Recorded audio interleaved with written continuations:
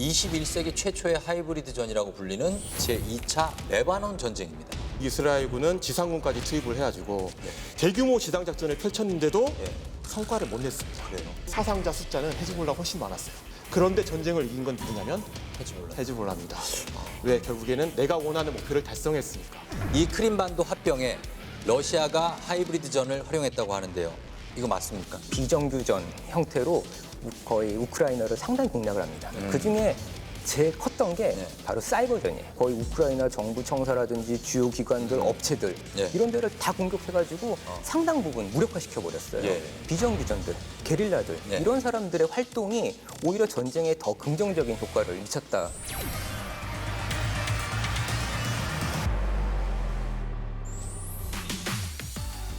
총성 없는 전쟁 하이브리드전 2부 시작하겠습니다. 자, 지난 시간에 이어서 함께 얘기 나눠주실 두 분 소개합니다. 먼저 한국국방연구원 책임연구위원이시죠. 유승근 박사님 반갑습니다. 안녕하십니까. 자, 그리고 육군사관학교 군사사학과 교수이시죠. 심호섭 교수님 안녕하세요. 네, 반갑습니다. 네, 반갑습니다. 또 뵙게 됐네요. 아, 너무 좋습니다. 네네, 너무 반갑고 저는 왜 영화의 영향 때문인지 스파이 하면 왜 딩디링딩딩딩딩딩딩 총 한번 빵 해주셔야죠. 아, 그 제가 007 제임스 본드. 우리 중에서 가장 흡사합니다, 제임스 본드. 네, 감사합니다.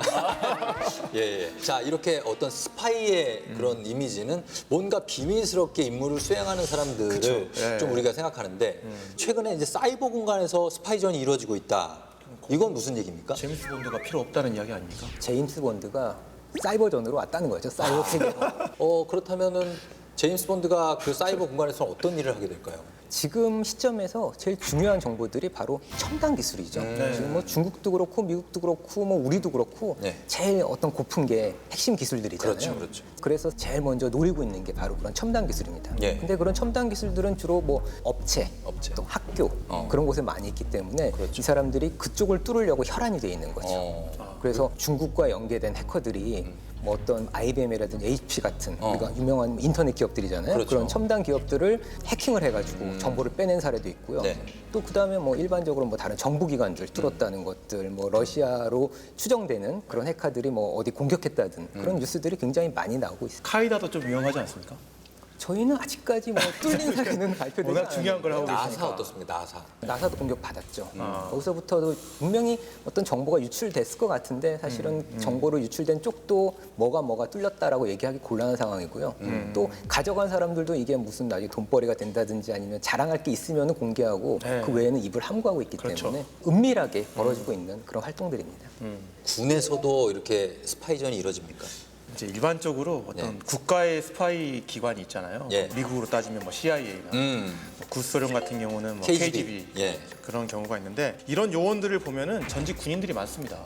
사실 우리나라 국가정보원에도 이제 전직 군인들도 꽤 많고요. 그러니까 어떻게 보면 정보전은 군대가 뭔가 담당했던 그런 전통이 분명히 있던 부분인데 현재 어떤 군에서 정보전을 한다, 뭐 스파이전을 한다 그러면 국가적 수준에서 그런 전략적인 수준 정도는 아니고 적 군대에 대한 어떤 정보를 획득하려는 수준에서 좀 많이 하는 것 같습니다. 사이버전과 하이브리드전의 차이점은 뭔지 사례를 통해서 설명을 좀 해주셨으면 좋겠습니다. 지금 뭐 우크라이나에서 러시아가 직접 군대를 몰고 내려오니까 상당히 제재도 받고 피해도 막 크고. 그러잖아요. 그렇기 때문에 점차적으로 정규전의 비중은 줄어들고 있고 점점 비정규적인 부분들이 높아지고 있는데 사이버전은 제일 좋은 방법이죠.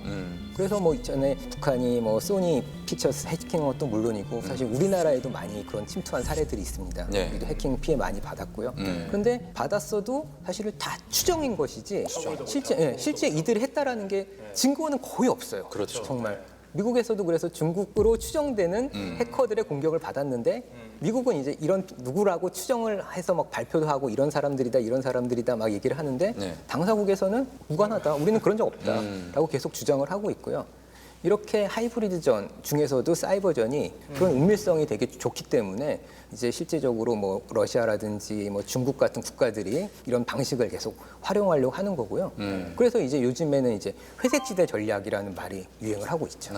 그럼 중국이 지금 러시아 또 북한과 함께 사이버 스파이를 이용한 이 하이브리드전에서 아주 자주 언급되고 있거든요. 그 이유와 배경은 뭘까요? 중국, 러시아, 우리가 보면 수정주의 국가 이렇게 부르기도 하는데 이 국가들이 결국 많이 하는 게 이런 하이브리드전이고 하이브리드전 하면은 바로 사이버전이고 실제적으로 피해 나는 거 보면은 사실 다 그쪽 사람들이거든요. 그래요. 그래서 아까 회색지대라고 잠깐 언급을 해주셨는데 네. 이 회색지대 전략 뭐 해상에서도 많이 쓰이는 개념으로 알고 있습니다. 그렇죠. 네. 중국에서 쓰는 이 회색지대 전략은 뭔지 좀 자세히 좀 설명 부탁드립니다. 2014년에 이제 미국의 특수전사령부에서 그레이존 전쟁에 대한 전에 대한 연구를 했는데 그 정의를 좀 빌리자면 전쟁과 평화 사이에 아직 완벽하게 이해되지 않은 그런 지대다. 그래서 색깔로 따지면 백색과 적색 사이에 애매모호한 색인 회색이다 이런 이야기를 합니다. 예. 이거는 사실 회색지대라는 것은 보는 사람에 따라서 그 관점이 달라질 수 있다는 거예요. 그렇죠.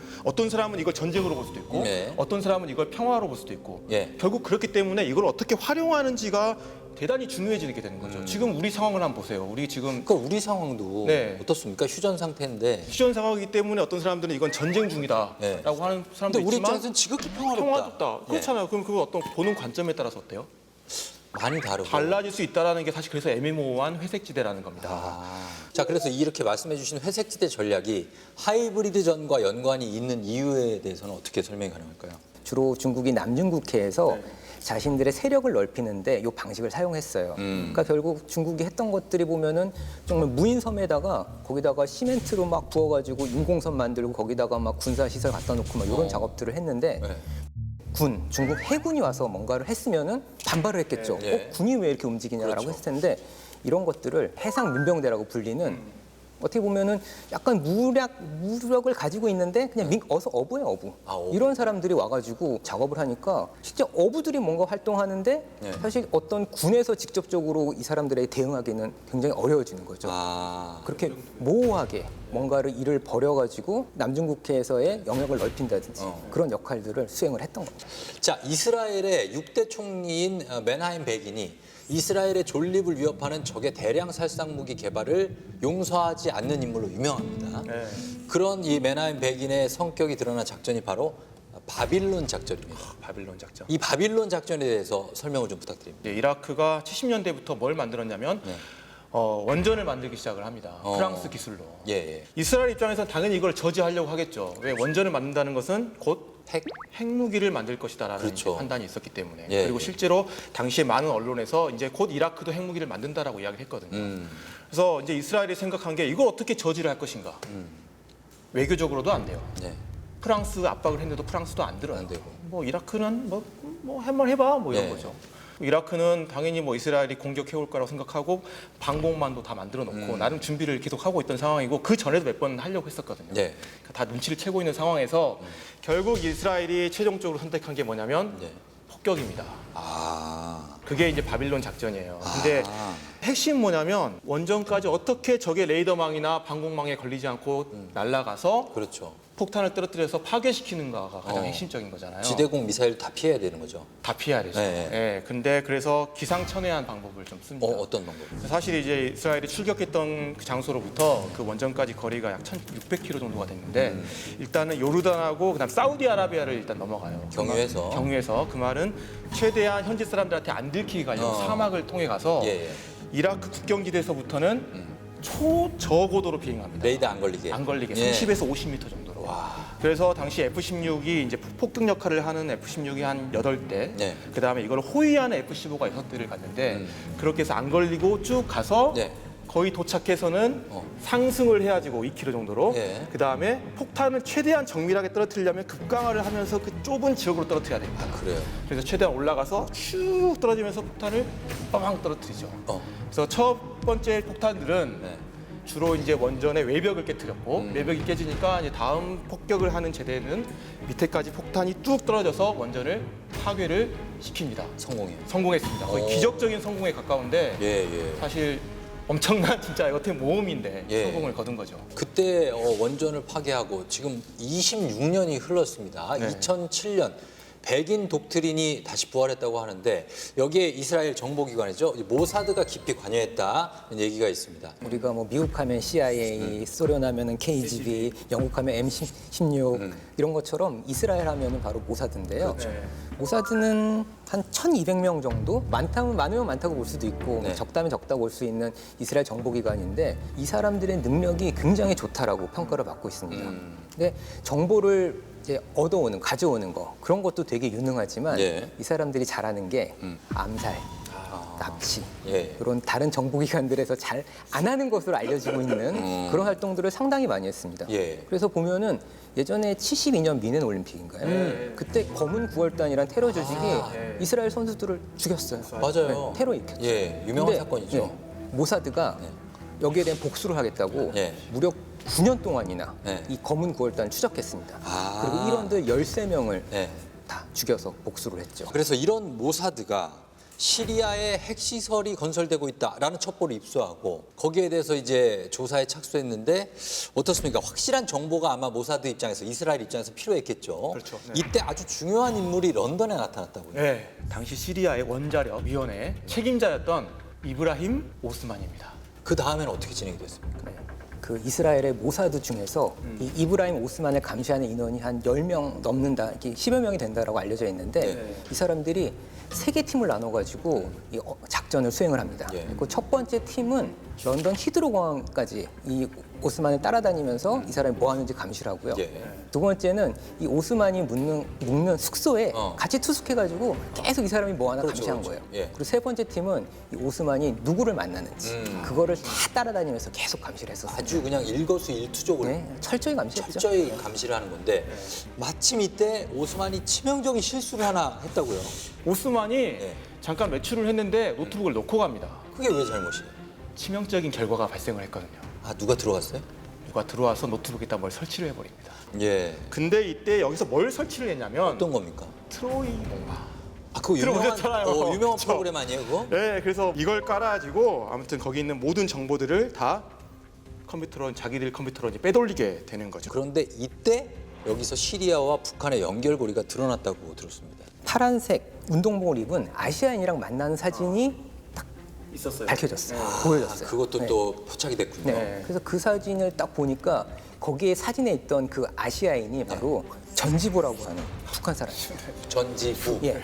아니 시리아랑 북한이랑 왜 이 중요한 사람이 왜 네. 북한 사람을 만나냐라고 하는 게 이제 바로 시리아랑 북한이랑 뭔가가 있다라는 빼도 박도 못하는 증거가 된 거죠. 자, 그래서 결정적인 증거를 2개나 지금 수집을 했습니다. 했죠. 그 이후에 어떻게 진행이 됩니까? 이제 뭔가를 해야 되겠죠. 그렇죠. 그래서 작전안을 합니다. 그게 이제 오차드 작전이라는 작전입니다. 오차드 작전. 네. 예. 이거는 아까 바빌론 작전 기억나시죠? 기억나죠? 공습해서 파괴한다. 파괴한다. 똑같습니다. 근데 이제 문제는 뭐냐면 어떻게 안 걸리게 날아가는 거예요. 레이더. 레이더에 안 걸리게. 게다가 이제는 그 당시에 81년도에 비하면 훨씬 더 레이더 기술이 발전을 해서 그렇죠. 예전에 써먹었던 그 초저고도 비행이 이제 안 통하는 시절입니다. 2007년이니까. 그렇죠. 예. 그래서 여기서 이제 기묘한 게 나옵니다. 바로 전자전입니다. 그래서 이 작전이 사이버전과 전자전이 결합된 작전이라고 그렇죠. 일컬어지는데 네네. 그 이유는 뭘까요? 그래서 이제 이스라엘 같은 경우는 당시 스텔스 전투기가 네. 사용을 안 했어요. 스텔스는 사실 레이더를 피해서 가는 건데, 그렇죠. 그래서 일반 전투기인 F-15나 F-16을 이용해서 이제 시리아의 방공망을 뚫고 가야 되는 상황에서 네. 핵심은 방법은 두 가지예요. 네. 그래서 공중에서 지상으로 전자파 공격을 합니다. 그게 첫 번째. 예, 그래서 시리아의 방공망을 무력화시키는 거예요. 그리고 이제 두 번째 방법이 뭐냐면 컴퓨터 프로그램을 활용하는 겁니다. 그래서 방공망도 보면은 그 시스템들이 있잖아요. 예. 그 사이에 이제 뭐 시그널들을 탈취하거나 아니면 막아버리거나 이런 걸 하거나 아니면은 거기에 가짜 시그널을 또 끼워 넣거나 그러다 보면 어떤 현상이 생기냐면 내가 모니터로 화면을 봐야 되는데 그 화면에 잘못된 신호나 이런 것들이 전달이 되는 거예요. 그리고 가짜 하늘이 보이는 거죠. 아, 그래서 그렇게 정말 아슬아슬한 공중전이 펼쳐지는 그 상황에서 또 지상에서는 또 지상전을 준비하고 있었다고요. 특수정 부대가 투입을 해서 업무를 했는데요. 이제 이 사람들이 알키바르 거기 표적이 있는 지역에 들어가가지고 표적을 쭉 정찰을 합니다. 예. 그러면서 이제 토양에 있는 흙도 채취를 했는데 거기서 발견된 플루토늄 성분이 북한 영변에 있는 그 핵시설 근처에 있는 토양에서 발견된 것과 동일한 게 와, 밝혀졌다고 또 소름 합니다. 끼친다. 역시 또 증거가 하나 또 나온 또 거죠. 나왔네. 예. 그러면서 이제 그것도 하고 게다가 심지어 그 이후에 이제 공중에서 폭격을 하려고 그러면은 네. 누가 지상의 표적을 정확하게 알려줘야 되잖아요. 정밀 공습이 가능하려면. 그렇죠. 이제 그거를 이제 이 특수부대가 레이저 표적 지시기로 딱 표적을 찍어주고 이제 공중에서는 공습을 통해서 거기를 파괴시키는 야. 그렇게 일조를 했습니다.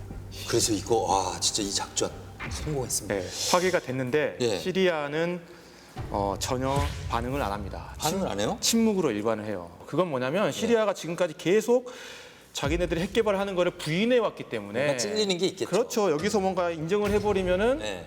완전히 거짓말한 거에 그렇죠. 들통나는 국제적으로. 거잖아요. 예. 네. 그래서 시리아가 별도의 어떤 보복이나 비난을 하지 않았고요. 또 반면에 이스라엘도 대단히 비밀리에 작전을 했고 네. 굳이 이거를 국제사회에 밝히지 않고 조용히 묻어버립니다. 아, 그러다가 10년 한 6개월쯤 지나서 예. 자기들이 했다라는 거를 알려요. 아 그래요. 왜 알렸을 것 같습니까? 말하고 싶잖아.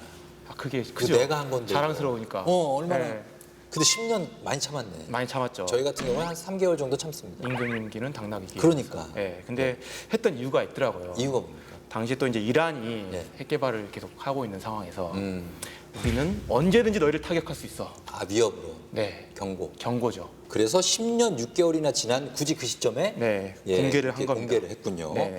자, 그래서 지금 이 오차드 작전 말씀하신 것처럼 성공적인 전자전의 사례라고 볼 수 있겠는데 사이버 전자전으로서도 또 큰 의미가 있다고요. 사이버전은 어떻게 해서든지 내가 갖고 있는 악성 코드를 적의 컴퓨터에 심어놔야 돼요. 근데 이게 굉장히 어렵죠. 예. 그러니까 심기만 하면 성공인데 이게 심기가 어려운 거고요. 그렇죠.